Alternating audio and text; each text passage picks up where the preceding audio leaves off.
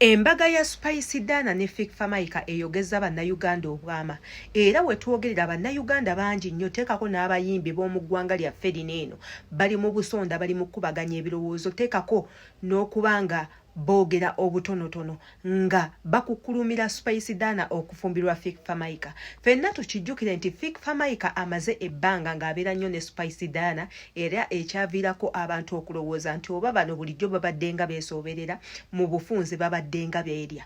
Wabula ng'ate walabikako ko n'obutambi obwafuluma mu mawulire nga bulaga Fik Famaika ne Spice Dana nga beekola ebintu by'abantu abakulu. Omwo nga mwe muli okwekomberera, mwe muli okwerera, mwe muli okwewanga obufumito n'ebintu ebirala. Wabula ng'ate ne ku kufiirwa kwennyini Fik Famaika we yafiirwa maama we twalabako Spice Dana ng'avuddeyo mu bitiibwa ebingi n'afukamirira Fik Famaika namala n'amugwa mu kafuba naye n'akaaba n'agamba era kino ekiguddewo kunyolwa nnyo kw'amaanyi y'okubanga afiiriddwa maama we.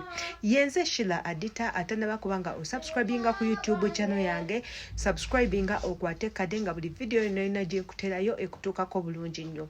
Teweerabira commentinga tumanye endowooza yo ku butambinga bunene bwe mba ntaddeyo. Olunaku olwaleero tugenda kubanga twogera ku mwana mulenzi Fik Famaika teekako ne mukyala we oba n'omwagalwa we Spice Dana.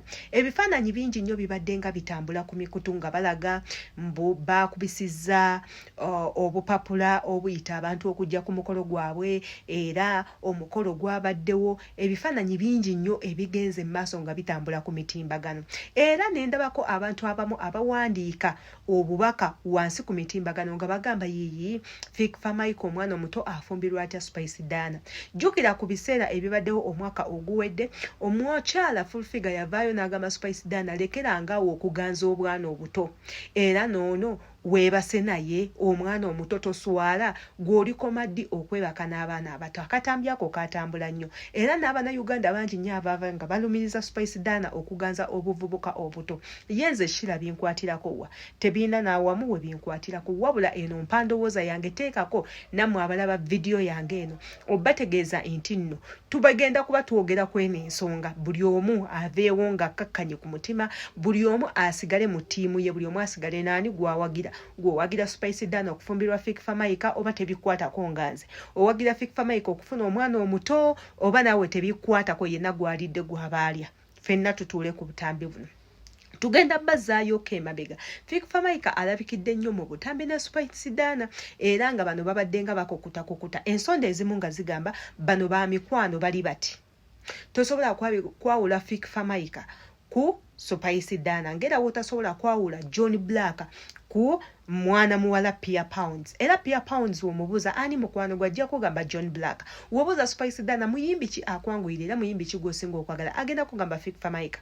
Fik Famaika womubuuza bannange muyimbi ki akwanguyira gw'osinga okwagala agenda kugamba munenze njagala nnyo Spice Dana, njagala nnyo Shiba Kalungi, njagala nnyo Lydia Jasmine lwansonga be abantu abamukolera. Bayinza okuba nti balimu ensonga ekitalina buzibu. Spice Dana wadembe okwagala ni gwayagala, Fik Famaika wadembe okwagala ni gwayagala, ebyo ffe tebitukwatako as long as omukwano we gujjidde woba ogukwata. Katonda asobola okukutonda nti nga gwe mu basajja abakulu abakwenkana togenda kufumbirwayo n'omu era n'osobola okubeera nabo naye ng'abo bakozesa bukozesa ate Katonda n'akuleetera omusajja nga omusinga obukulu naye ate nga yakutegera era yakwagala n'ekyo kisobola okubaawo. Fik Famaika bw'ayagala Spice Dana nze sikiinaako buzibu. Spice Dana wafumbirwa Fik Famaika nakyo sikiinaako buzibu as long as basanyufu mu mukwano gwabwe. Naye nga bino byonna ebitambula tetumanyi Munnayuganda ki ali emabega w'okukola ebintu nga bino okuteekateekawo obuwulire we buti. Njagala obbakakasa nti ennaku zino eno emitimbagano gikola nnyo ate technology wa waggulu nnyo. Omuntu asobola okukwata ekifaananyi kyo n'akiteeka waayagala era asobola okukwata image yo n'agikozesa emikolo abantu ne bagamba Adita baamukubye embaga twamulabye ku mukolo twalabye ku kwanjula twalabye ebifaananyi twalabye ki nga tebibaddeeyo tebibangayo era tebirigenda kubaayo. N'ebifaananyi weebityo bwe mulaba ku mitimbagano Spice Dana yakoze omukolo ne Fik Famaika era ffe tebaatuyise era maama era bino era biri itu endi ntiyazi tebajja kuwangaala n'ebintu ebirala tebiriiyo. Bwe guba mukolo nga gwabaddeyo mukasirise muba mwatuwonyeza olugambo muba mwatodde ku mimwa gy'abantu wegibanga tegyabaddeyo katusuubire era katusabe mukoma emikolo egyo gibeereyo wabula ate nga njagala mukimanye nti Spice Dana y'omu ku bakabaka b'okutega obutego ne yeekolako amawulire ng'alina ekintu ky'ayagala okuyisaawo ayinza okuba nga ayagala kupromotinga luyimba lwe oba Fifamaika ayagala promotinga luyimba lwe ne bagamba ki ekigenda ozuukusa Abannayuganda nti tubagambe twakoze emikolo ne beekubyayo obufaananyi awo ne bufuluma ne butambula ffe ab'olugambo ne tugenda nga tubuzunze eno n'eno naye ate ng'olugambo tuzunza lwa bwereere tewali kye tugenda kufunamu at the end of the day tusigala nga tuswadde ate nga bo be bafunyeemu gw'olowooza ki yenze Sheila Adita twesange mu comment section. Imbagala nnyo.